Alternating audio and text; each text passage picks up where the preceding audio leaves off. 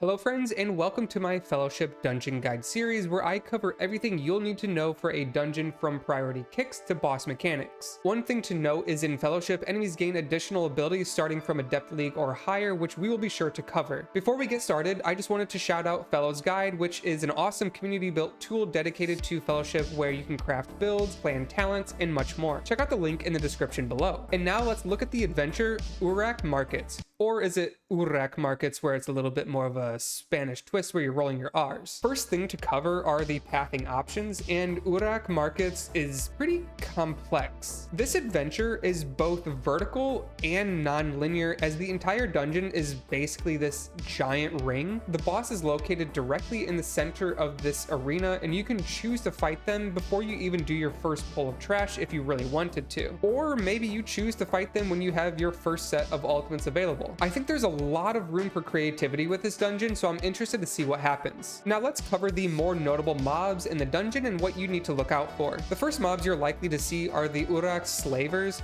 These mobs are more of a concern for melee because they will do an AoE explosion type thing that knocks players back, and it does a lot of damage. You can stun these or just use any crowd control ability really to interrupt the cast, and that'll give your melee players a little bit higher uptime. In Adept Leagues and higher, they gain an ability called Barbed Chain. This will link two players together and deal damage over time. The farther the linked players are from each other, the more damage the chains will do. It's recommended to kick this ability whenever possible, as the damage chains has potential to be quite high. The next mob are the Gore-Stained Butchers. These are very tanky mobs that have pretty simple mechanics in the form of Ferocious Tantrum. This ability just deals pulsing AoE damage to the entire party. In Adept Leagues or higher, these butchers gain an additional ability called Mince. This is a channeled ability targeted towards the tank, and these butchers will slowly march towards the tank and just kind of slice in a cone in front of them. The tank just needs to kite the mob at this point, and players need to stand clear of the cone in front of the butcher. The next mobs to note are the Hellcallers. These mobs by themselves aren't very scary. They do very little damage, but their most notable ability is Restore Vitality, which heals an NPC for a pretty substantial amount. Hellcallers healing a butcher can be a pretty bad experience, so you want to make sure that you're prioritizing kicking this Restore Vitality. In Adept League, Hellcallers gain the Demonic Lash ability, which does a little bit of damage to a single target, mainly the tank.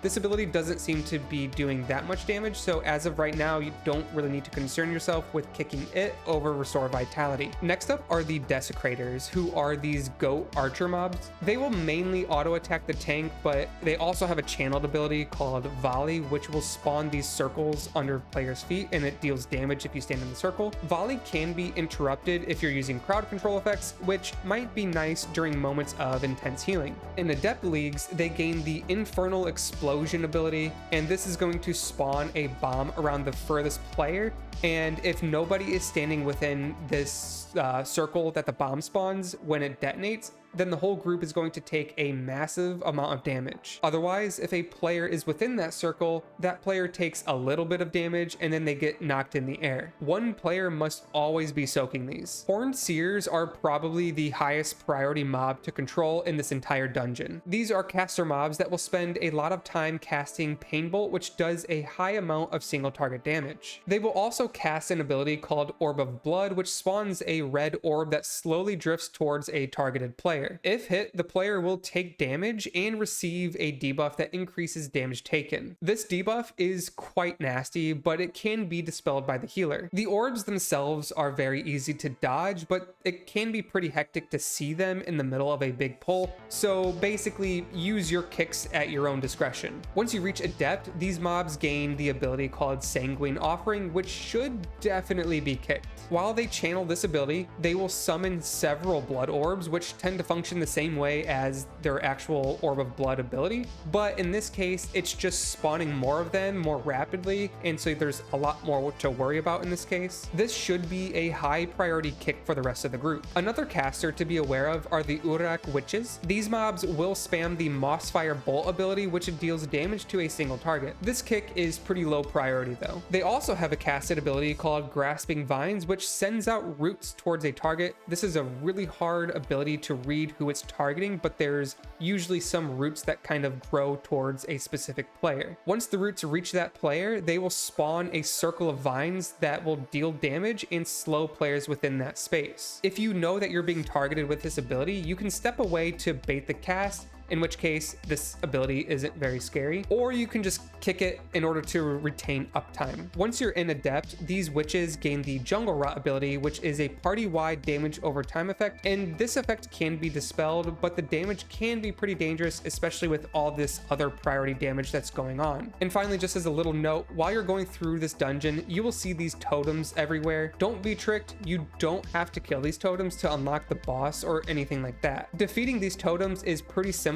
and they also give you credit towards your kill count, so they're actually worth killing along the way. But they also provide the party with a cooldown reduction buff that might help set up for multiple big pulls throughout the dungeon. Moving on to the boss of Urrak Markets, we have a council fight with Drazul the Flesh Broker and Slave Trader Brawl. The most important mechanic to note right off the bat is that these bosses need to be killed as close together as possible. This is because they have a mechanic where for every 1% difference in HP, the boss with the higher amount of HP gains a stacking 2% damage buff. So for example, if one boss is 3% lower than the other boss, then the boss with the higher amount of HP is going to gain a 6% damage buff. Now, starting with Slave Trader Brawl, this is a caster boss where he will primarily spend his time casting an ability called Wild Bolt. This ability can be interrupted, and it should be whenever possible, especially to help position the boss later. In addition, Brawl also casts a tank buster throughout the fight that's called Creeping Decay. In the beta, this damage was pretty nasty, so the tanks, you really want to make sure that you're having some sort of cooldown or